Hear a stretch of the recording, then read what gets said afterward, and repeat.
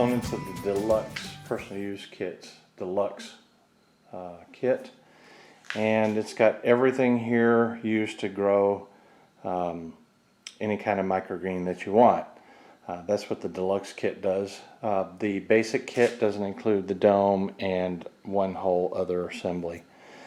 So what we're going to do first is we're going to grow two things. I think I'm going to start with the sunflowers, pre-packaged for the right amount, and I'm going to start with here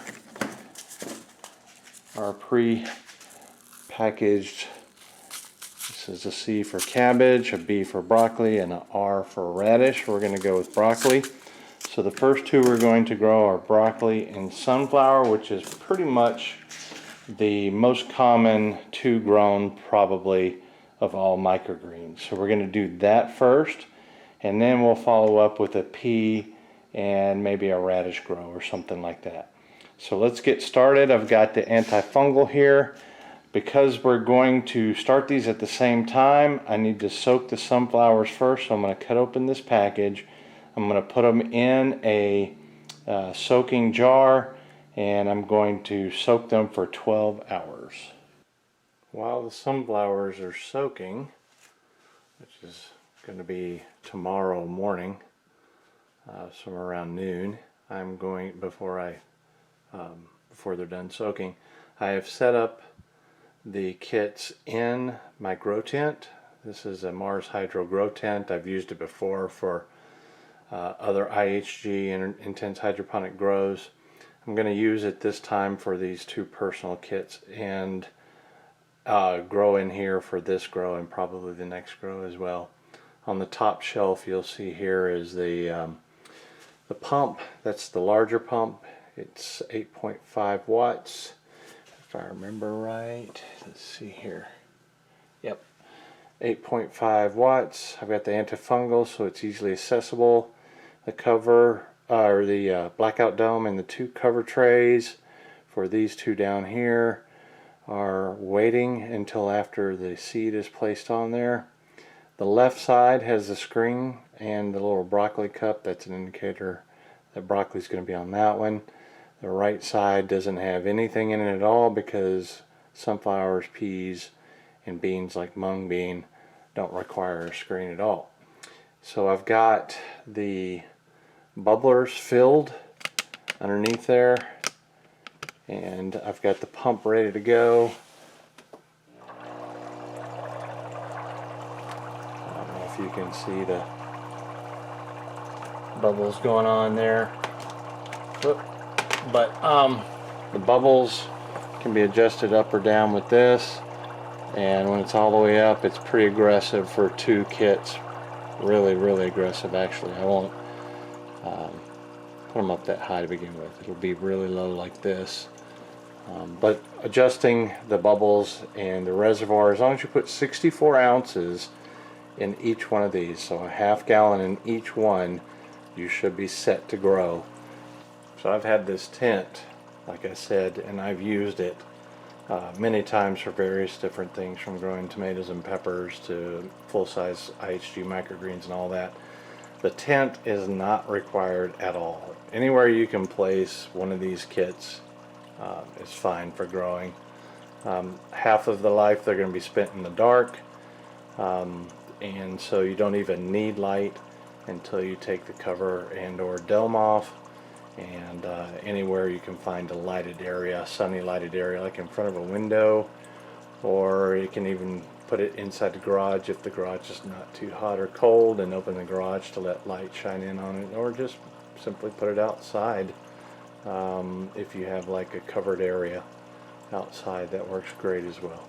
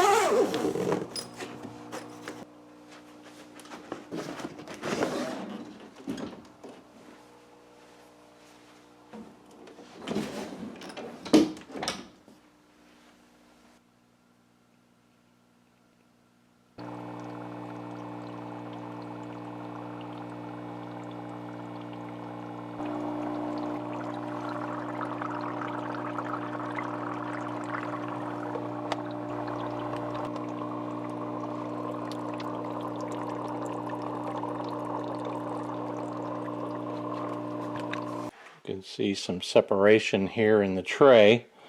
That means that the microgreens are lifting it up, and they are, as you can see there. We're going to hit it with antifungal.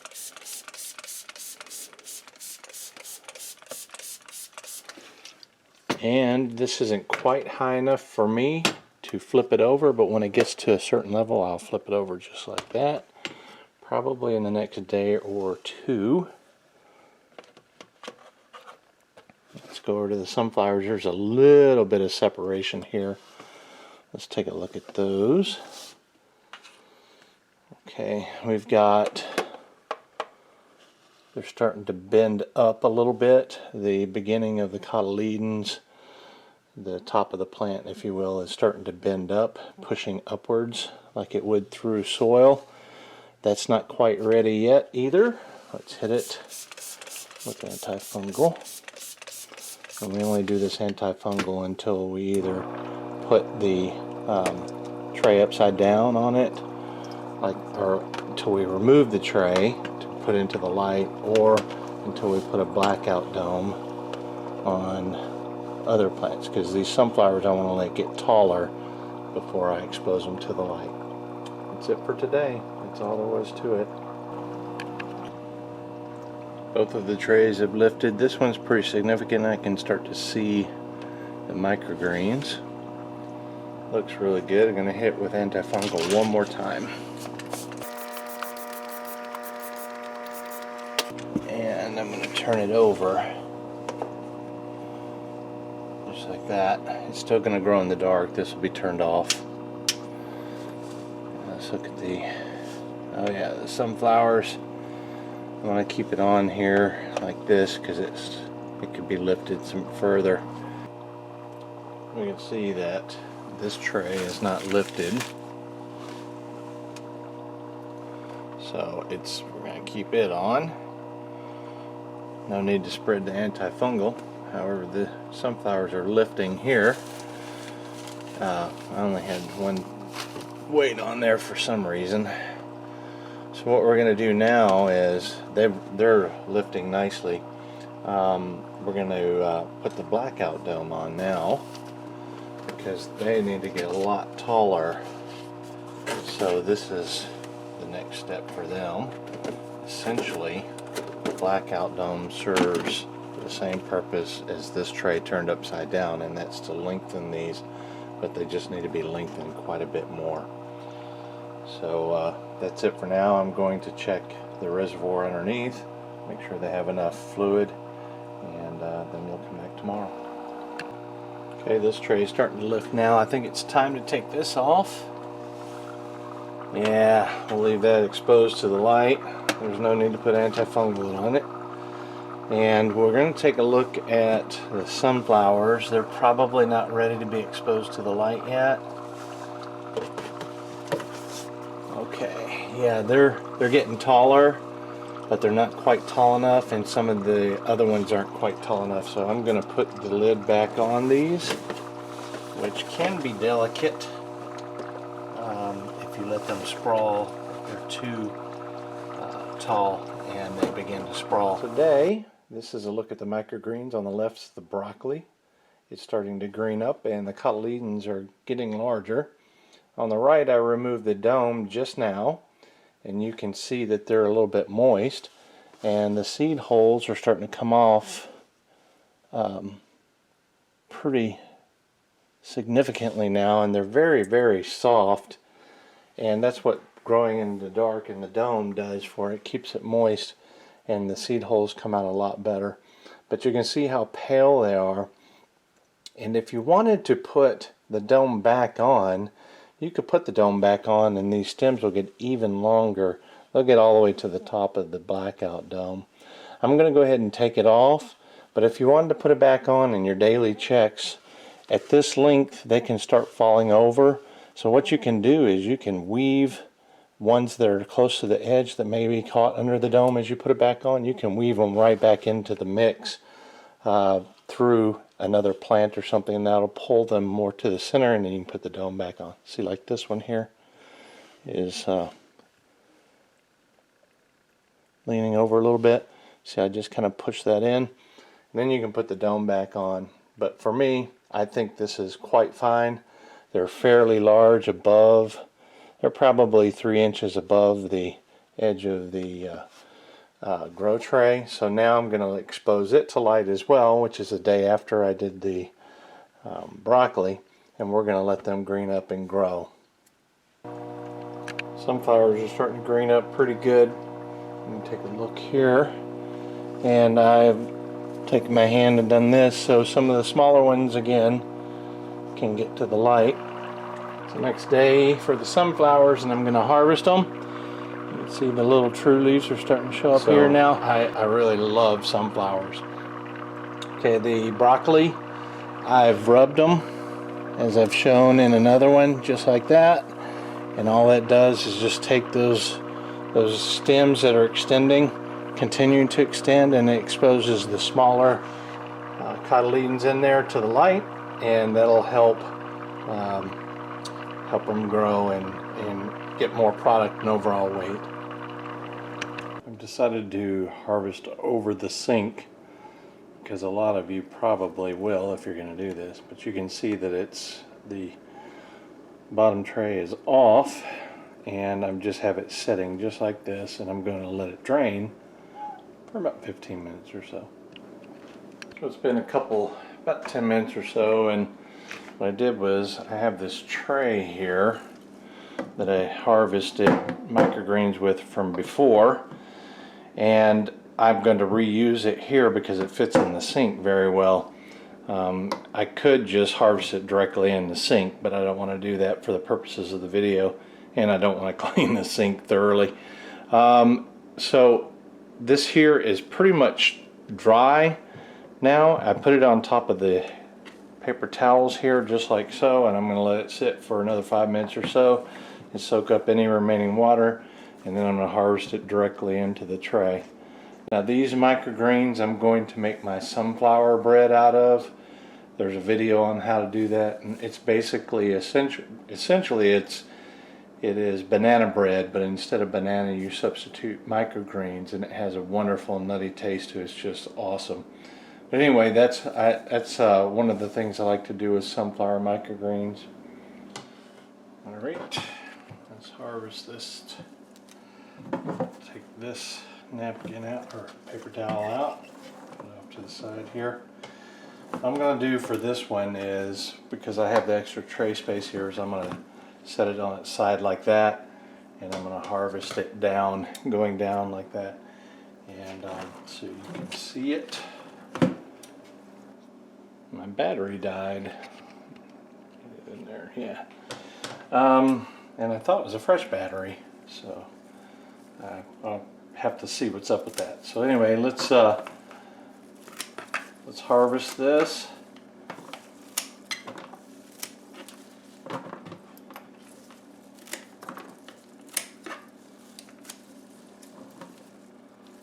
We're going to let them kind of cascade down as we cut down. Oh.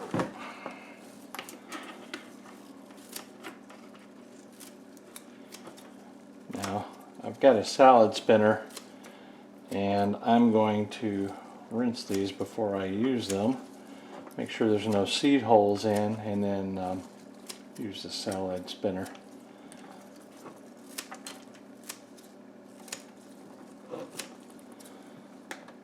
Before I cook with them, because I don't want any seed holes for sure in my bread.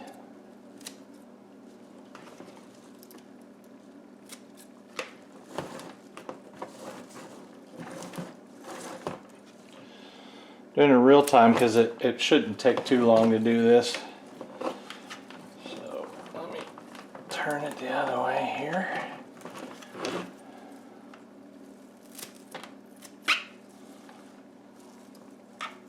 Just hold on to the sunflowers to keep it from tipping.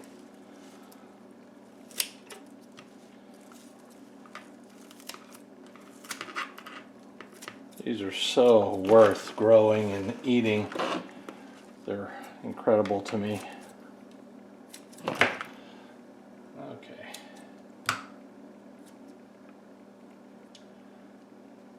of scragglers here. Alright, I'm going to put this in the other side of the sink, and I'll put this in the cover tray, and we'll get a weight on the overall microgreens. Let's get a weight on this. The little LED is not very bright, but once I put the tray on it, it should block it enough where you can see it. I'll make sure you can see it. So the first thing we're going to do is I'm going to put a cup on there to elevate it, just like I always do. I'm going to put a tray on here. It's just like the one that's holding the microgreens, so I can zero it out. And make sure you can see the display now. There we go. Adjusted the camera a little bit. Now I'm going to zero it out. That way when I take the tray off, you'll see it goes into the negative. And now when I put this tray on, it'll be nothing but the weight of the microgreens, the sunflower microgreens. Alright, that is 14.55 ounces. So it's an ounce, just under an ounce and a half from a pound. That is a good bit of sunflower microgreens, and these things are awesome. Next harvest should be the broccoli. I almost forgot to show cleaning this tray because there's no screen with sunflowers and peas or beans. Before I do that, I put the sunflowers in a 1-gallon bag, and we're going to put them in the crisper until I get to my baking. So anyway, here is the cut tray. You can hear stuff falling off of it now, the seeds and stuff, see? But anyway, I got the roots here. These aren't very difficult at all to clean. You do it similar to the way you do the screen. Just take your fingers and run it across, just like so. You can see that it's coming out. Just be careful because there's ridges here, and if you do it too fast or too hard, you can bend a nail. So yeah, that's all there is to it. And then once you do that side, you just go on the back side and it comes off. Piece of cake, then you put it in the dishwasher. It's harvest day for the broccoli.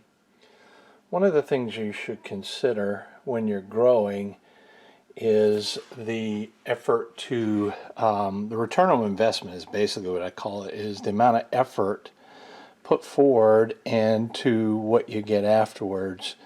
And typically in ISG you get a lot of product for the amount of time you've input into it. I would say probably in ISG is somewhere around 2 to 4 times, depending on which microgreen, more than a standard coco grow.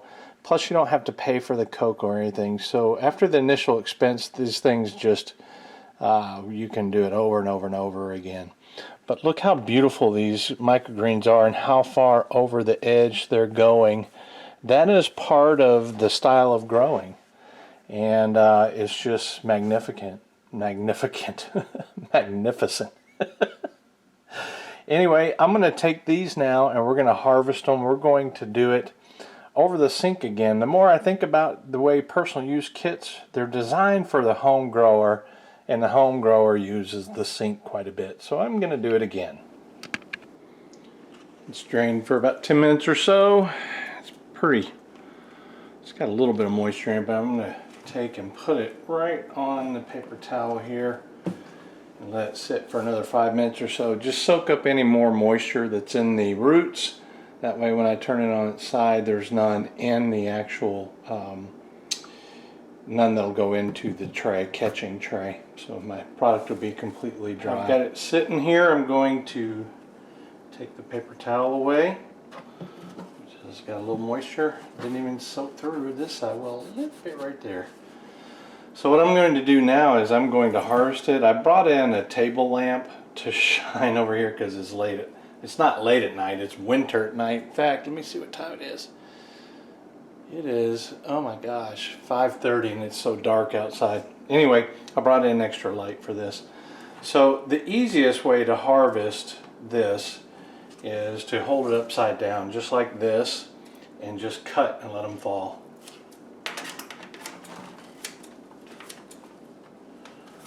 Now don't cut your hand.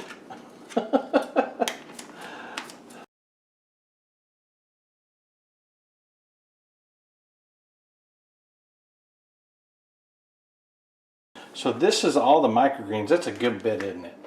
I'm going to weigh that, but before I do that, I'm going to move this over to the other side and put this on the garbage disposal side, because as I always show, I'll just rinse these scissors, put them aside. What I always show is how easy it is to clean the screen. So you just, I'm going to put it down flat. I'm going to take and scrape it with my fingers, see that? And these are going to go down the garbage disposal. See how it's pretty much clear here? So let me do this in front of you, because that is a common question and I've just learned to do it as part of the videos.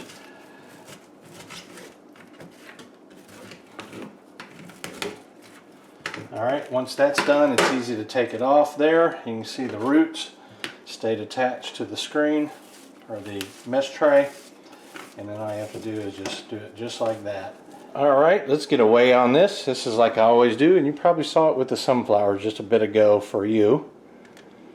Let's turn it on here. It's in ounces.